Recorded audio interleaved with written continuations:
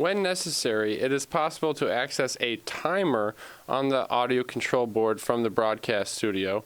You'll see in the top right corner of the console itself is a red LED screen featuring numbers that match a time clock. The controls for this clock are on the bottom right of the console here, above the headphone volume for the host position. It says timer here, and there are a series of buttons above it that control this red LED timer.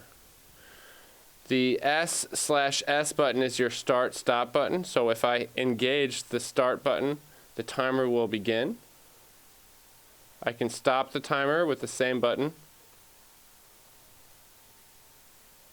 I can start it up again, and I can hold the time, in which case the number that is shown when I hit the hold button will remain the same, but the counter will continue counting in the background until I release the hold button, in which case it will jump to the current time. And then if I stop the timer, then I can hit the reset button to go back to 0.